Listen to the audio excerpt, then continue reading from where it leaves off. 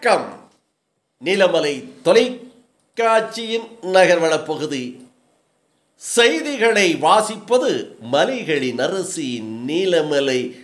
உங்கள் அன்பில் இன்றைய நகர்வள பகுதியில் நாம் பார்க்க இருப்பது நீலகிரி மாவட்டம் முழுவதும் கடந்த 10 நாட்களாக மழை பொழிந்து வருகிறது.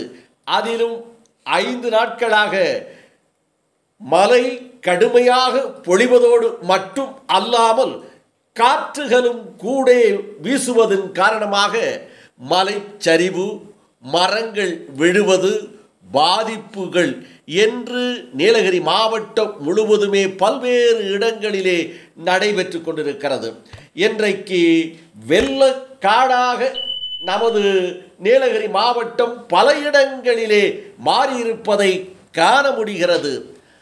அப்படிப்பட்ட சூழலில் நிலையில் இன்று காலை அதிகாலை 4 மணி அளவில் கூடலூர் உதகை சாலையில் 2 மரங்கள் வேரோடு சாய்ந்தது.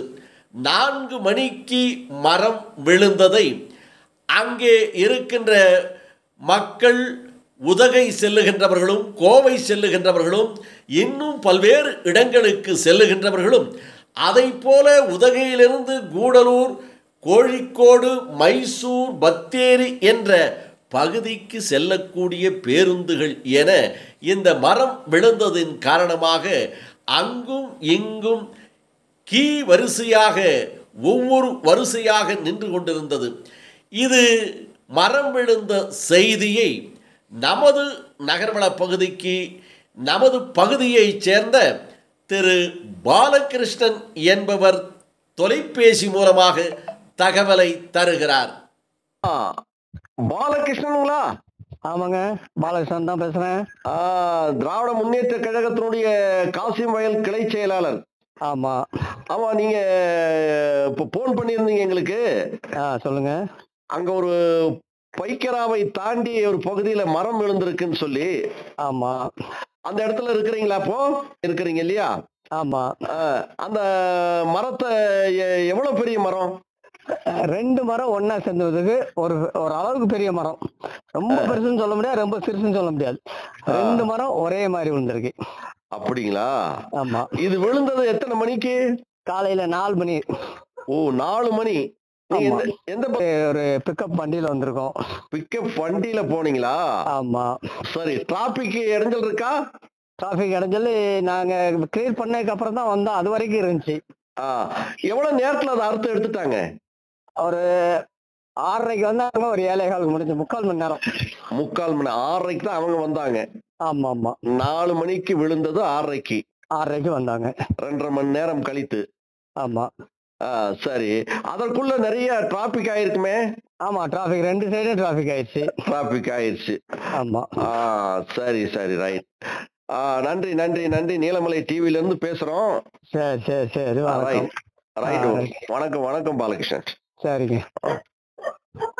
பாலகிருஷ்ணன் அவர்கள் அதனை நமது நகர்வள பகுதிக்காக செய்திக்காக வீடியோவையும் எடுத்து அனுப்பியிருக்கிறார். மரம் விழுந்தது 4 மணி அளவில். அங்கே இருக்கின்ற மக்கள், வாகன ஓட்டிகள் என தீயணைப்பு நிலையத்திற்கும் காவல்துறைக்கும் வனத்துறைக்கும் தகவலை தந்திருக்கிறார்கள். தகவல் கிடைத்து வராமல் 2 மணி நேரத்திற்கு மேலாக 4 மணி 6:30 மணிக்கு வனத்துறையும் இன்னும் தீயணைப்பு நிலையத்தை சேர்ந்தவர்கள் வருகை தந்திருக்கிறார்கள். வந்து அரை மணி நேரம் 3/4 மணி நேரத்துக்குள்ளாக 2 மரத்தையும் அறுத்து எடுத்து அப்புறப்படுத்தி போக்குவரத்தை சீரமைத்திருக்கிறார்கள் என்று நமது நகர்வள பகுதிக்கு திரு பாலகிருஷ்ணன் அவர்கள், திராவிட முன்னேற்ற கழகத்தினுடைய கிளை செயலாளர் அவர்கள் தெரிவித்திருக்கிறார்.